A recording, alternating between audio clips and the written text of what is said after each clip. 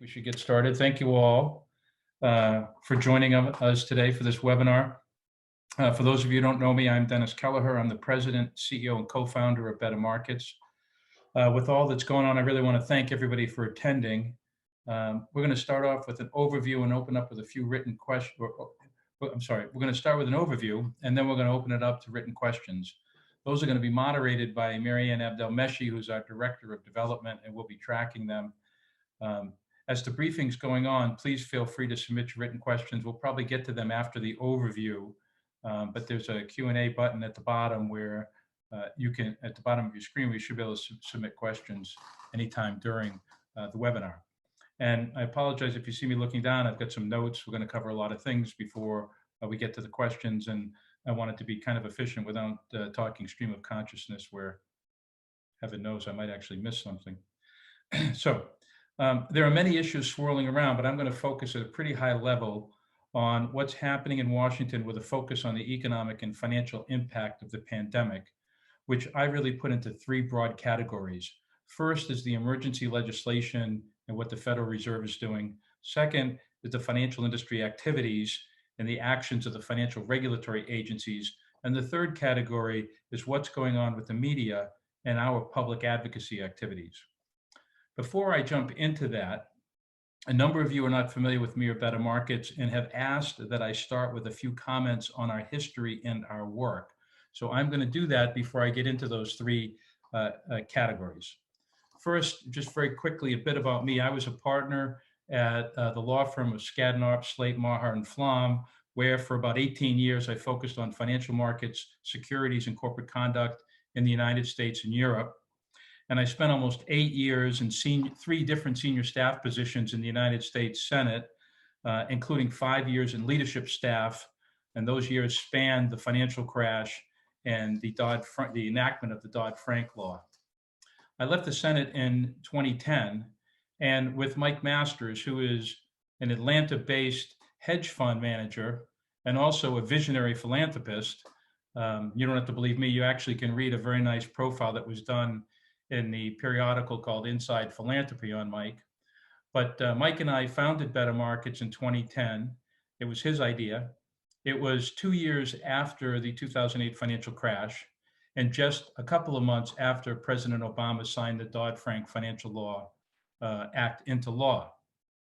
The problem was that the Dodd-Frank law was not self-executing. It required hundreds of rules to be proposed and finalized by innumerable agencies. The bad news is Wall Street and the financial industry had an army of expert lawyers, lobbyists, and allies throughout the influence industry, and they were ready to attack and kill the financial reform law in the rulemaking and litigation process. They tried to kill it in the legislative process and they weren't successful.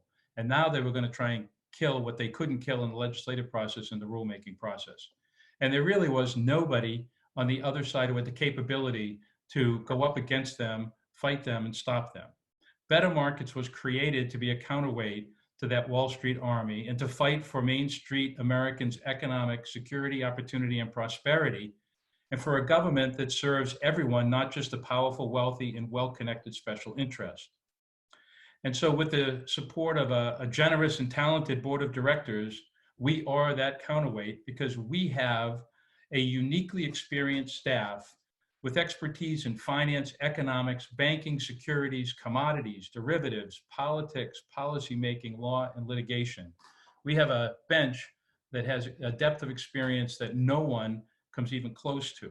And that's what enables us to go up against JP Morgan Chase, Goldman Sachs, and all the biggest financial firms in the country, head to head, toe to toe, throughout the policy, rulemaking, and litigation process in Washington and beyond. Now, many organizations deal with the dire consequences of the 2008 financial crash and an unstable financial system, but Better Markets virtually alone fights the causes of those consequences. And those causes are the power, influence, and expertise of Wall Street that bends the laws and rules to boost their profits to the detriment of the public interest. And that often leads to pretty bad outcomes. And it always causes all the other priorities of the American people to be shortchanged and underfunded. So Better Markets work is unique because we fight for a financial system that serves society, and for one that supports the real economy, jobs, and growth, and one that actually rebuilds and grows the middle class while reducing wealth and income inequality. In short, the overriding problem is that the economy no longer works for the vast majority of Americans, in large part because the financial system is too often a wealth extraction mechanism for the few, rather than a wealth creation system for the many. And that's because the financial sector, Wall Street's biggest banks in particular, use their economic power to buy political power, which they then deploy throughout the policymaking process, which protects and increases their economic power at the expense of everybody else. Finance thereby undermines and corrupts democracy by hijacking the government to serve its own ends. Better Markets was created to fight back. And that's what we've been doing since 2010. And we do it by we participated in more than 250 rulemakings, and the vast majority of them, we are the only non-industry organization even involved in the rulemaking. And we also do that by providing expert counsel and testimony in more than 50 hearings and briefings, including frequent testimony before Congress. We have engaged in dozens of legal actions and litigation to protect the public interest and to support the financial regulatory agencies when they're attacked by the Wall Street lobbyists and lawyers. And finally, we do that by promoting balanced and fair coverage of these issues in the media, including their impact, importantly, on hardworking Americans. That's the context for discussing the key issues that the country is now facing. And that's what I want to turn to. First, the emergency legislation and the Federal Reserve actions. I don't know if you heard, the House just passed the $2+ trillion bill. So thankfully, the legislative process as to that step, referred to as the third step, and probably only the third step and many more to come, is now done. But the country is facing several simultaneous crises. We have a health crisis that caused an economic crisis that is turning into a financial crisis. And if we're not careful and we don't do things right, we're going to have a social and political crisis pretty soon, if not chaos. It's important in the first instance to recognize that this is not a financial crisis like 2008. Importantly, one of the key reasons it's not is because of the great work of the Obama administration in enacting financial reform after that crash. And I should say that the Dodd-Frank Act and President Obama's regulators made the financial system much, much stronger in the last, the years before the Trump administration. And that's why we're not seeing big Wall Street banks collapsing today. It's very important to remember that. I find it funny because these banks are now bragging about how strong they are and how they're going to help support the real economy in this crisis. And that's good.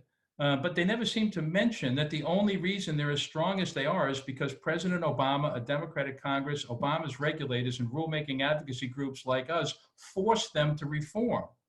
Over their relentless fights in their lobbying might, we forced them to have higher capital. We forced them to have greater liquidity. We forced them to cut back on their high risk and dangerous trading. And so they are strong and they're not collapsing because of a very long list of reforms that they fought tooth and nail. Regardless, the bottom line is that they're stronger today. They're helping support the economy and they're not diverting resources away from America's other priorities as they did in 2008.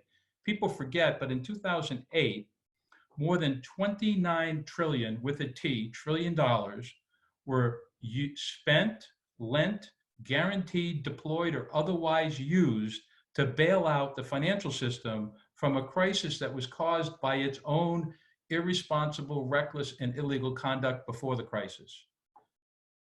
So that is the fact that they have been reformed against their will, and the fact that they're strong today actually is a huge, hard-fought victory. Unfortunately, we have to fight to protect that now, as I'll talk about shortly. It's also important to recognize that the $2 trillion bill that was just passed is not a stimulus bill. Effectively, the economy is going into hibernation, and we need to put everything on hold until the health crisis recedes. That bill is an attempt to put a floor under the economy, which is in a free fall due to a pandemic-caused supply and demand shock that has resulted in a synchronized global economic shutdown like the world has never seen. It is far from a perfect bill, but it is the best bill we could get under these circumstances. I say that as a former Senate staffer who worked on the Affordable Care Act, who worked on the Dodd-Frank Act, who worked on innumerable pieces of legislation over 8 years. And there are no perfect pieces of legislation. And anything big and anything fast and anything in response to a crisis is going to be imperfect, and this one is. However, if you compare the McConnell Republican bill from last Sunday to the bill that was passed, there were very significant improvements. So at the end of the day, yes, it's a compromise. And yes, some irresponsible and undeserving companies are going to get bailed out. And yes, transparency, oversight, and accountability measures should be stronger. But we have what we have, and we have to make the best of it. And actually, it's pretty darn good under the circumstances. Let me turn for a second to the role that Better Markets played throughout that process. First, we tried to set the table by proposing some big ideas and pushing some key issues. And second, we provided expert advice on many of the provisions and ideas throughout the process. First, in terms of setting the table, early on, we saw a Main Street economic catastrophe coming here, which could easily and quickly become a financial crisis much worse than 2008. We were the first to recognize the scale and scope of the problems coming, and the first to propose, first by far, to propose a plan that involves spending more than $1 trillion to respond to it. That was followed by another comprehensive plan, the 7-step plan. It was also meant to get people focused on the scale and scope of the problem, as well as to try and really push the idea that we need to address it holistically.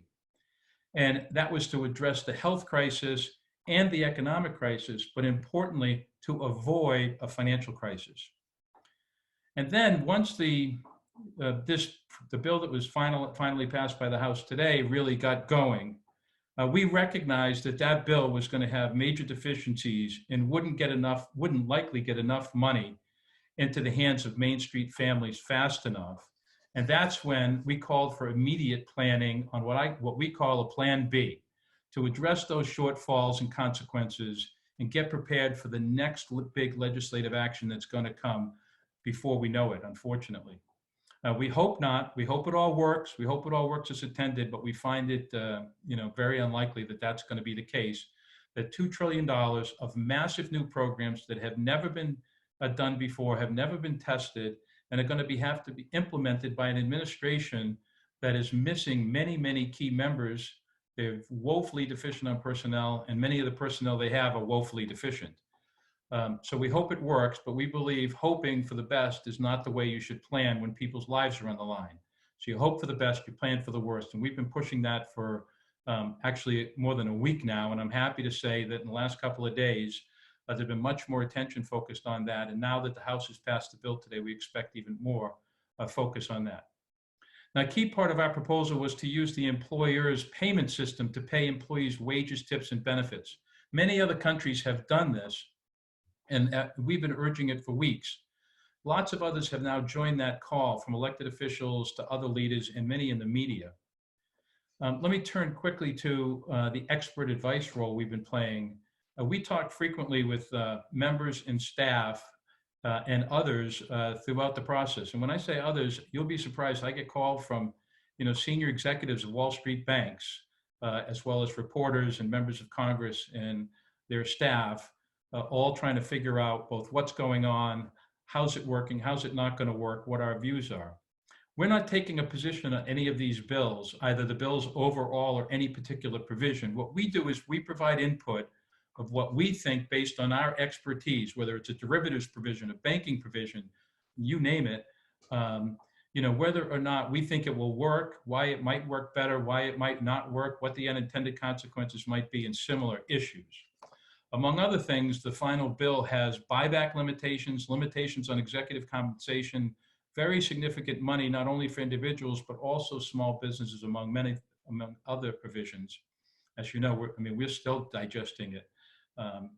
On buybacks, we were the first to call for them to be stopped in early March, and we have repeatedly pushed that since then. We've been joined by a widening number of members of Congress and others. We find it regrettable that the Fed has not taken action to stop the buybacks from the biggest banks and other financial firms that are going to be bailed out here. but at least we've got some significant provisions in the legislation. They're not airtight and they can be manipulated, but in the circumstances, we think that it's unlikely to a significant degree that that's going to happen. Let me turn to the second category of financial industry activities and actions at the financial regulatory agencies.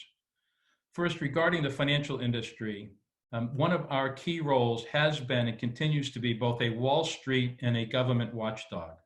We closely monitor what they're doing in the ordinary course, and we're certainly doing it now in the extraordinary course. And we're using our substantive and media arms to shine as bright a light on those activities as we can, to the extent we can break through and what is happening in the cacophony of this multimedia world that can't digest information fast enough. You know, it's disappointing, but it's not surprising that the financial industry has tried to use the crisis as a pretext to get their special interest enacted. You know, it's hard to believe, but this started in early May. In fact, it was either the last day of April or March, March, not May. Happened in early March. That's when Wall Street's leading trade and lobby group requested the Fed to weaken numerous rules so that, quote, the banks could help the economy in this crisis, close quote. Of course, they never mentioned that what they were doing is helping their bonuses. And much more importantly, they were trying to weaken the financial system at the very time that it needed to be the strongest. So these requests were the very same rule-killing requests that we've been fighting for over 10 years. And we were the first to see them do that. And we called them out on it in multiple arenas, including in a press release, but also through many calls to the press. And it was promoted throughout the media and on the Hill. That particular trade group ended up receiving a ton of negative press as a result. But it won't surprise you that doesn't stop them or the rest of Wall Street.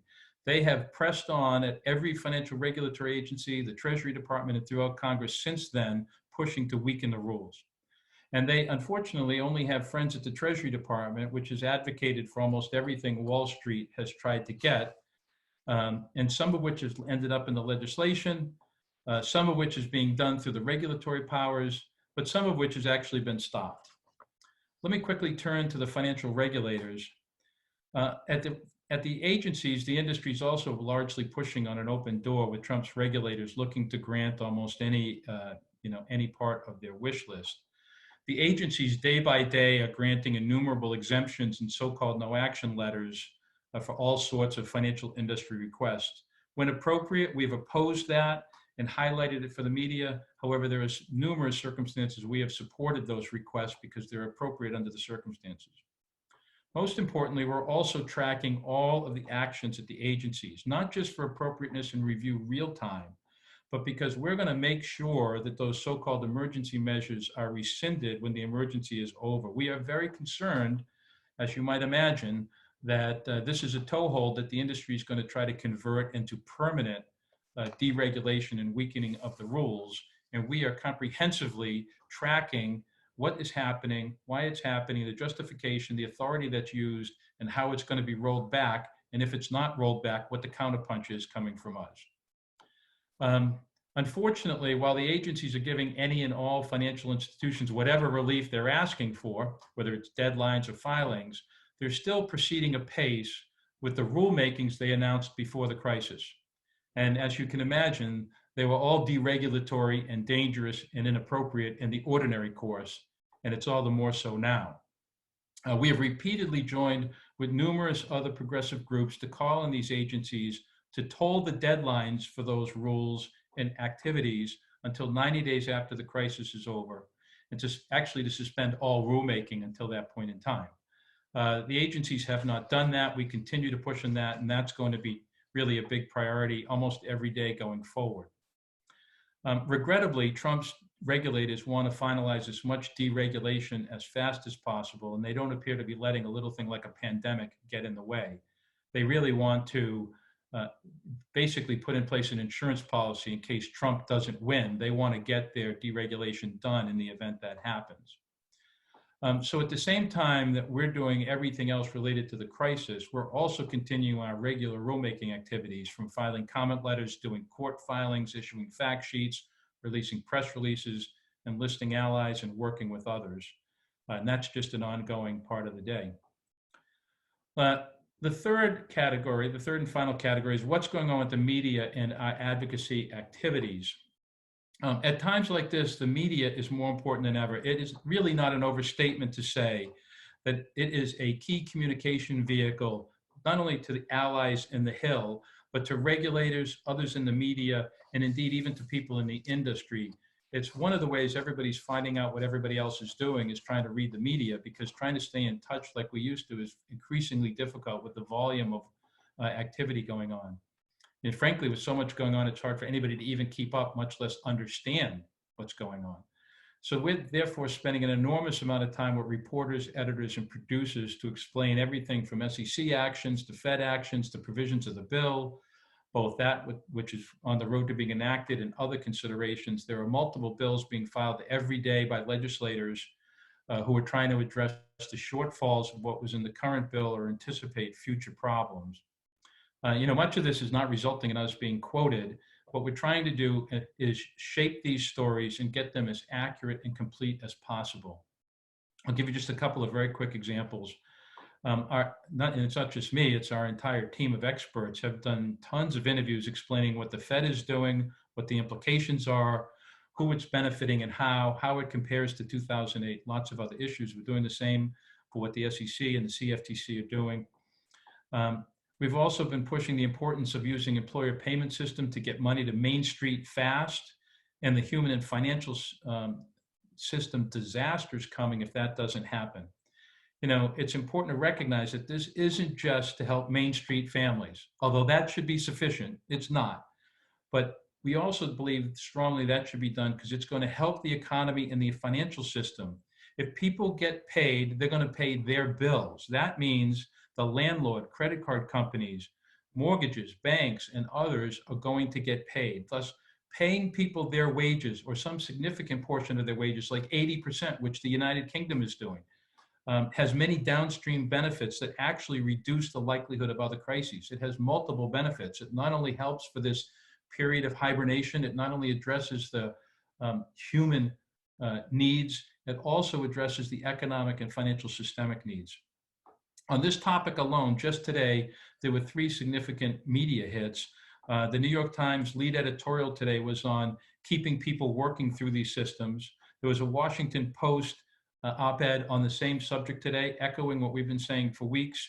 And the Washington Post Finance 202 daily newsletter was on the dire straits of Main Street families and this huge gap between Main Street families' needs and when they're actually going to get money. And we've spoken repeatedly on these subjects to all the editorial writer, Finance 202, the op-ed writer, as well as many others over the last days and weeks. Similarly, another small example is that about the Fed hiring BlackRock to manage some of the emergency measures. Most people are reflectively criticizing that. We have a different view. It's one thing to think about that in the ordinary course, but it's very different to think about it in this extraordinary moment. And that was reported on by Matt Goldstein in the New York Times yesterday, did a very good article, quoted us, and was shaped largely by the views we've been pushing over the last several days. And it's also reflected in Gillian Tett's piece in the Financial Times. She's the global editor, I believe. In any event, she has a very good column today talking about all those key issues. I spent a half hour talking to her yesterday.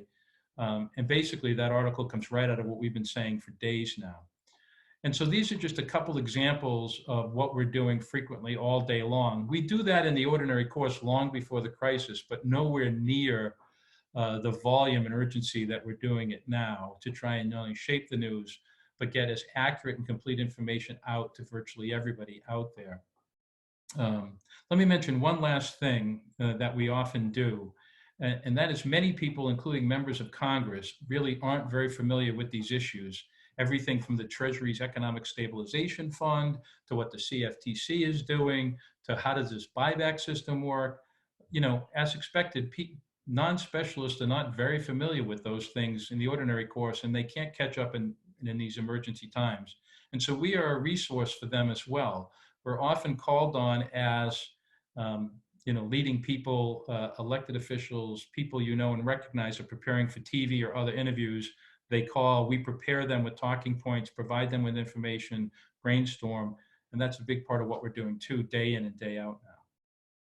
Well, I've talked enough, probably too much, and I'd very much like to hear what's on your minds